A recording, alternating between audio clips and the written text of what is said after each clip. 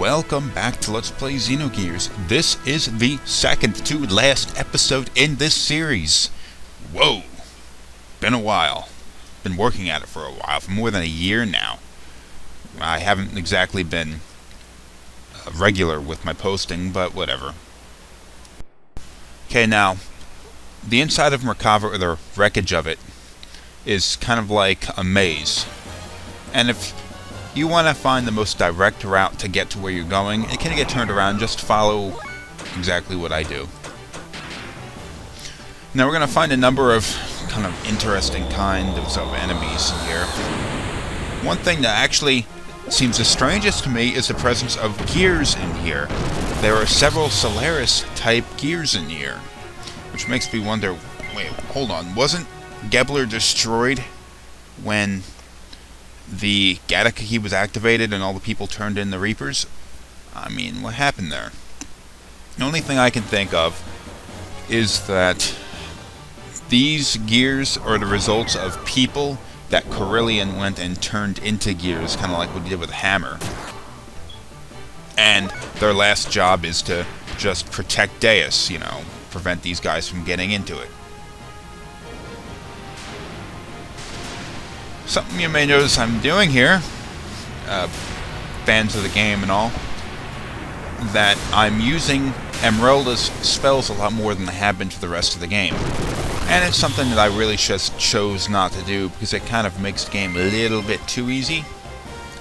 But if you put items on her like Ether Doubler and Ether Machine Strength Thingamajigger, you increase her spell power rather drastically. It becomes a lot more powerful, and it becomes actually worth it to use magic attacks rather than just physical attacks. Now you can see a battle where that kind of backfires. I'm using the wrong element on the wrong kind of enemy here. And it's actually going to heal them a little bit.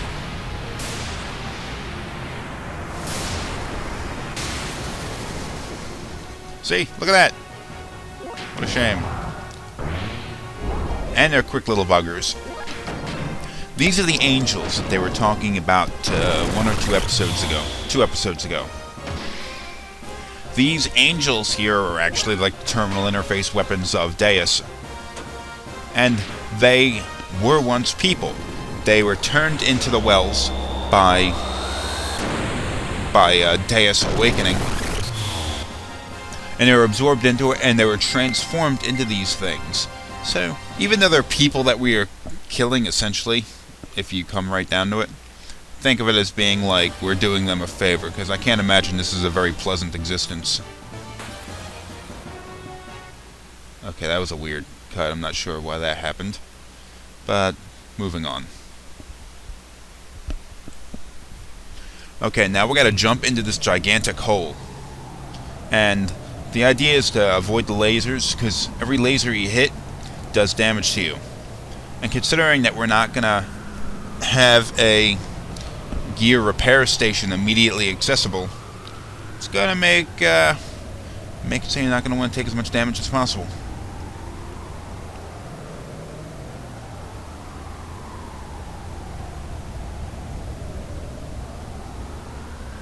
And dodge them all. Oh, no, there's more. Damn. And they get harder. Not that it does... I hit one. Not that it does an enormous amount of damage, but it can... If you hit a number of those things, it can really weaken you. Now here we are in the second part. This is actually the more time-confusing part of the Deus dungeon. That hole down there is what we need to get down to.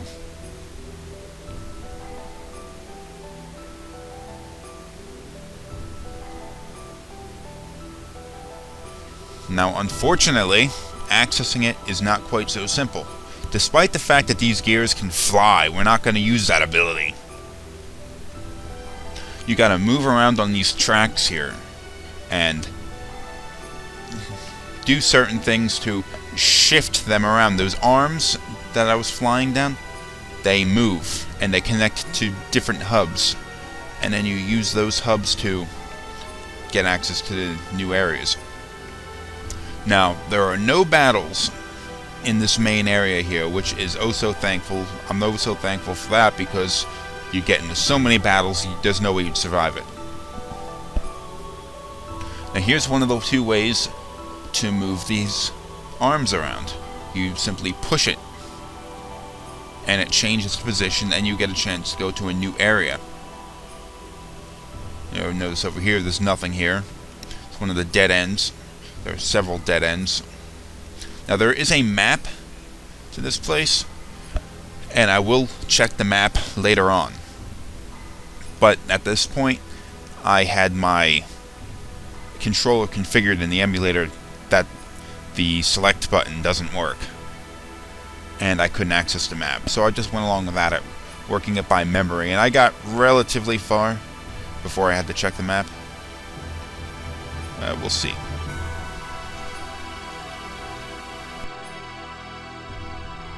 There's a couple other things I wanted to talk about before the game comes to a close, and I really didn't have the chance to do this earlier in the game because I would have probably have spoiled something for somebody. But I want to talk about how the structure of the game works, the story structure.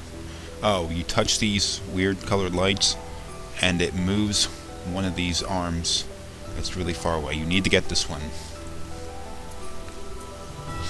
But back in the 90s, or the late 90s, which was when this game was created, I say the JRPG kind of landscape was sort of going through a renaissance. It was only released about a year after Final Fantasy VII, and undoubtedly there's going to be a lot of comparisons drawn between the two games. But it really shows like different kind of games that were emerging at the point. Final Fantasy VII was a rather large step forward in terms of story structure and complexity and all that kind of stuff over the previous games, but it didn't really show the same level of, say, sophistication that Xenogears displays. For example, in a game like Final Fantasy III or VI or whichever you want to call it, you have the character of Locke appearing. So Locke shows up and he rescues Terra, which, you know, I don't really have a big problem with, but what I do have a problem with is the idea that he shows up and 6 or 7 lines of dialogue later and he's on the team. That's something that happens a lot with the older RPGs. Character shows up, a few lines of dialogue later, and they're your best friend. They join your team, they fight alongside. It's really simple, it's really irritating. Something that, this is actually something that even happened within Final Fantasy VII a little too often. For example, Red 13 shows up, only a few lines of dialogue, and then he's on your team, and then it just goes on from there. He's part of your team from there on. It's really irritating. It's way overly simplistic, and something that I really don't like. This game, Xenogears, on the other hand, takes a very different approach to that. It has a kind of a story arc. How does this character become part of your team? How do they become your friend? All that. Take for example, Rico, who is among the least developed characters in the game and takes more of a periphery position in the game after his character arc. He shows up into the game, and it may be a half an hour or more of game time, of gameplay, several days worth of game time, before he even joins your team, and then at that point he doesn't really like you. And then several days more before he becomes your friend, joins your team permanently, and moves on. Bart, one of the more important characters, he immediately fights you in the beginning during his introduction, and you're forced to work with him, but it is maybe over a period of an hour of gameplay that he actually becomes Faye's friend, and even longer than that if you consider, because I really wouldn't consider him to be that close until after they get a nice ad, you know? Something that doesn't happen in the older JRPGs. And I'll say even the Western RPGs, the Knights of the Old Republic games, or the Mass Effect games, or Fallout, that level of character complexity, the character arcing, doesn't happen. A character shows up, a few lines of dialogue, and they're on your team, they're your best friggin' friend in the world. And I mean, it shows a much simpler structure that exists that I don't understand why a lot more people aren't, you know, pissed about that. Another thing comes when you start comparing the villains of, say, Xenogears with an older JRPG. Let's compare, say, Kefka from Final Fantasy VI. He is... there are reasons behind his madness. He's a loony. But for the most part, he comes across as being evil for the sake of evil. Now, while on the surface that may seem like it makes a person more of a threat, because all they really want is death and destruction. In reality, though, in terms of story mechanics, it is a terrible idea. Because there isn't significant motivation for him to do that kind of things. He just goes and does evil things. But, say, Xenogears is absolutely full of villains that have significant motivation. Krelien, Graf, Mayang, Bishop Stone, Shayakan, all these guys have motivation to do the crap that they do. Oh yeah, you want to go over here and talk to this robot here to restore your gears. It's completely free, so don't worry about that, not having money. But they have motivation. They have reasons for doing the kinds of things that they do. And it gives them a more human quality, which is something that is absolutely necessary for a character. Just having a character evil for the sake of evil is not good. That's crap.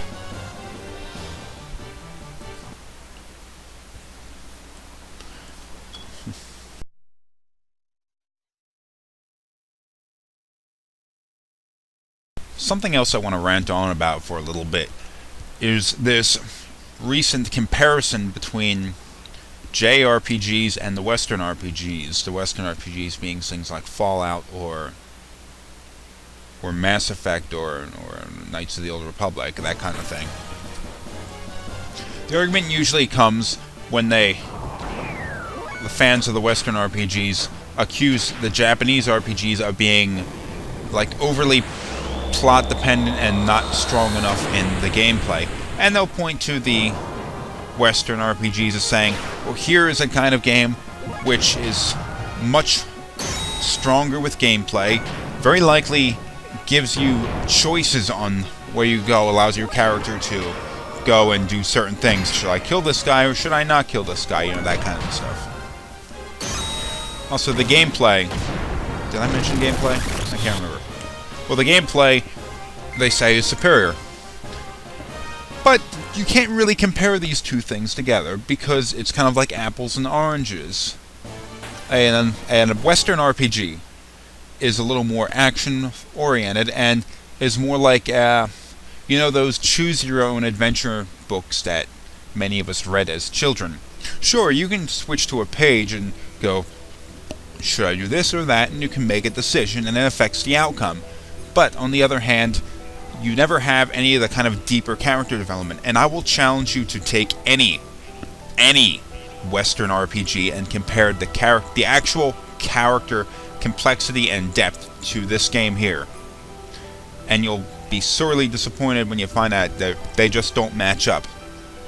It's not because a lack of effort of trying by the people who created the Western games, but it is a matter of structure.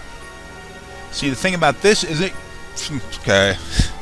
creates a very linear structure from the beginning to the end. Your character is here, you have to do this, then this, then this, then this, then this, and then you get to the end. Whereas, you can't have that if you're going to be constantly making decisions. Also, keep in mind that the main character is very important that that character have some sort of character arc. Okay, look, we're very close, but we can't get in there yet. Faye makes one of the biggest character arcs I've ever seen in a game. He starts off very humble and timid and stuff, and then he grows and he finds out he's a loony, and goes through all that stuff and unites, and now he is a very strong character, both physically and emotionally. The problem with a Western RPG where you can make decisions is your main character has zero personality. Their personality is dictated by the player playing the game. So, how can I say this character is making an arc if the character is very likely going to be making the same exact kind of decisions that they were making in the beginning of the game? Because I'm the one making them. It's really messed up. And when you start doing things like that, the periphery characters, which are the only opportunity for a real character to be introduced and play out through the game, also suffer. Take Mass Effect. I'm doing a Mass Effect walkthrough now. One of the problems with that is the characters come on and they have their personalities. There's no denying that they have their personalities, but their personalities never change through the game. Then you have at one point where there's a little bit of character development when you go and do some sort of loyalty mission, but in the end, their personality really doesn't change. They've just moved on, you know. Not to say that this game is flawless in that regard itself. Take, for example, the character of Chu-chu. What relevance does chu-chu really have in this story? Chu-chu shows up back when we rescue Margie, and she puts up a fight against Maria's father. But really, that's it. I mean, you can go talk to her, you can have her in your party, but she doesn't have any relevance. Very, very small character. Take a larger character, like Rico. Rico has his character arc at the point where he is introduced into the game, back in Kislev.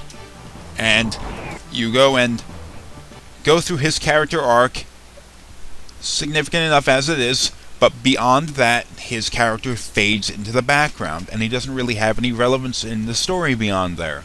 He basically just has a couple things to say here and there, but he doesn't make any big character movements from that point on. Let's say Bart, an even more significant character. Bart appears in the game and he is a very big character. In fact, he takes such a big presence in the game that it starts to feel like the story is actually about Bart rather than about Faye. And he fades into the background for a while, and he disappears from the game completely for a short time. And then comes back, and then he has another significant part in the story. So he stretches around through his character is stretched through a larger portion of the story. But in Disc 2, just like all the characters, with the exception of Faye and Ellie, they fade into the background. The second disc is basically about Faye and Ellie. So Xenogears isn't perfect in this regard, but it's better than a lot of the other stuff. Another thing that goes along with that is games like Mass Effect or Knights of the Old Republic, these Western RPGs. A lot of the side missions that you do, a lot of the missions that you do, a lot of the things that you do have absolutely nothing to do with the overall plot. For example, in this game, we get to a point where, say, that point where Faye got injured by Ramses and he had to be healed by the Ethos. Well, that serves a very significant part of the plot of the game, because that not only introduces Billy, but it also puts forward the story part of the plot, where the Ethos are just a puppet organization for Solaris. Very important part of the plot of the game. And that part, introducing Billy, and all of Billy's backstory, which is going through the game, I'm talking in circles here, has to do with the overall plot. Take Mass Effect 2. At one point we break off of our main mission to save the whole freaking galaxy, so we can go rescue one of the other characters' sister. I don't give a rat's ass what danger your sister is in. We have bigger fish to fry. The whole goddamn galaxy is about to be destroyed, and we're wandering around trying to unkidnap your sister, or actually move your sister so there isn't a potential of her getting kidnapped. Or we have another mission where a guy wants to go get revenge and kill somebody who's wronged him in the past. What relevance does this have to the overall story? Zero. If this were a book and I saw that kind of crap happening, I would be pissed off and I would stop reading it. I mean, just another thing I want to do. I lied, by the way. I want to rant on about a couple more things. Is talk about the game Xenosaga for a second, how it relates to Xenogears. I couldn't really do this earlier in the game because it would have ruined some shit for you. But the two games have a lot of similarities. And if you're not familiar with Xenosaga, it's a series of 3 games produced for the PlayStation 2 that were I guess the creative director or something from Xenogears was involved in it. A lot of the themes are the same. A lot of the Christian themes that are in this game. In fact, in Xenosaga, there's a character named Abel who looks suspiciously like Faye. There's also gigantic robots and that kind of stuff. But a lot of the themes are the same. The problem is, I am not a fan of Xenosaga. I have played the first 2 games in the series, and I can say that it just irritates the hell out of me. It's preachy, long-winded. Oh my god, it just goes on and on and on. And I didn't like it. It's such a shame, though, because I was really excited about it when I first heard about it, because I thought, like, oh boy, we're getting another Xenogears game. But it wasn't really what we got. It doesn't continue the story or act like a prequel, which is what I expected it to. It just kind of retells a lot of the story. Okay, we get the jump in. We're finally there.